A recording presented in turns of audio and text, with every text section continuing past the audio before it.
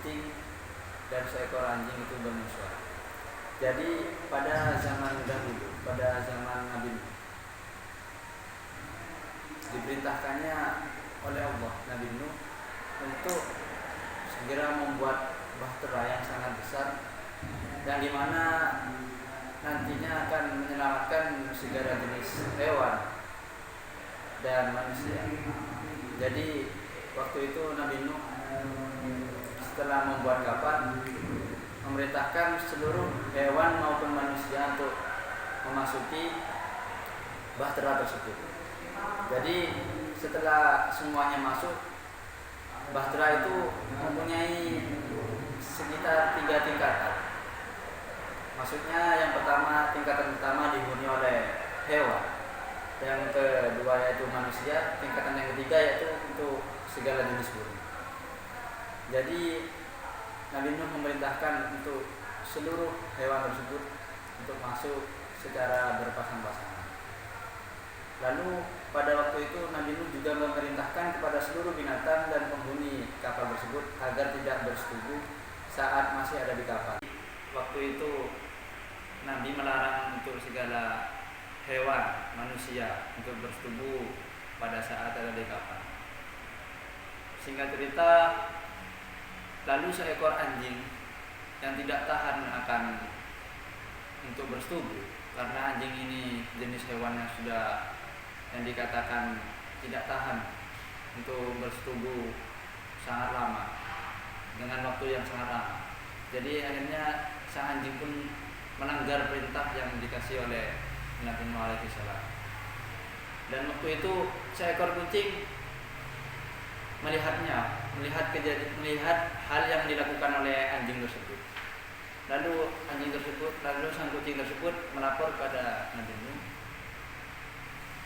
Ya Nabi Nuh, sesungguhnya saya telah melihat anjing sedang bersetubuh di kapal.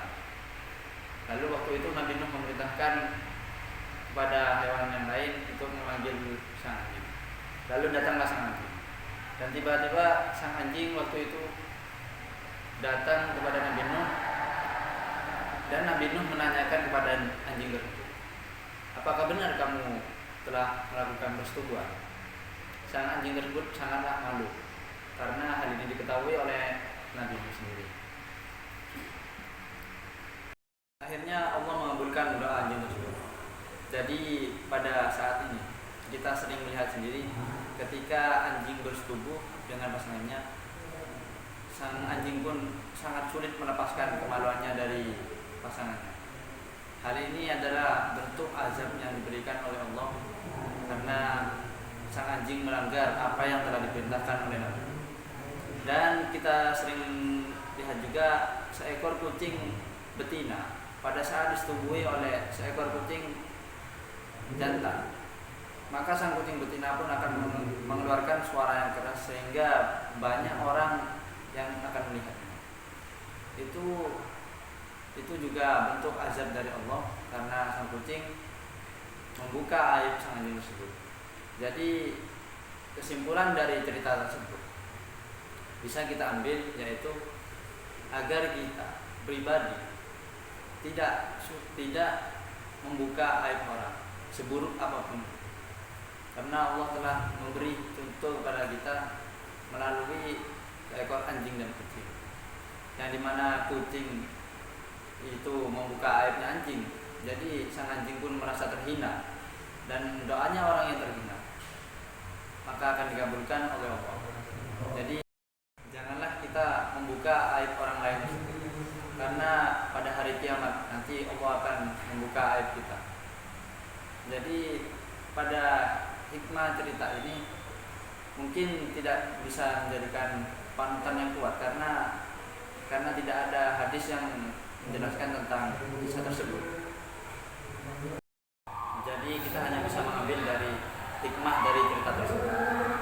Lalu awal mulanya babi dan tikus itu diciptakan, yaitu pada zaman Nabi Nuh. Waktu itu Nabi Nuh melihat sangatlah banyak kotoran hewan di kapal. Lalu sang Nabi Nuh pun berdoa kepada Allah agar diberi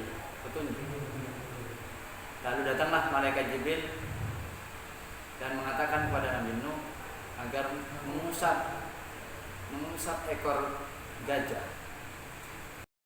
Pun mengusap bagian belakang dari gajah tersebut, dan keluarlah atas izin Allah keluar sepasang babi, dan dengan lahapnya babi tersebut memakan segala kotoran yang ada di kapal itu.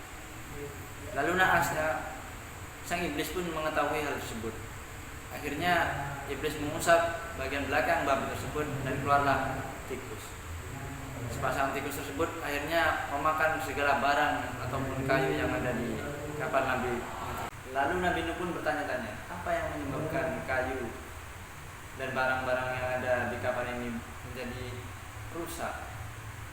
Lalu datanglah malaikat Jibril. Sang malaikat Jibril pun mengatakan kepada Nabi Nuh, ini adalah ulah iblis. Akhirnya malaikat Jibril memerintahkan kepada Nabi Nuh untuk mengusap bagian belakang seekor singa atau seekor harimau. Akhirnya keluarlah kucing dari bagian belakang harimau tersebut, dan kucing itulah yang memburu tikus yang ada di kapal. Jadi itulah termasuk tanda-tanda kekuasaan Allah dalam penciptaan hewan-hewan yang telah disebutkan tadi. Cukup sekian cerita dari saya. Wabillahi taufiq wal hidayah. Wassalamualaikum warahmatullahi wabarakatuh.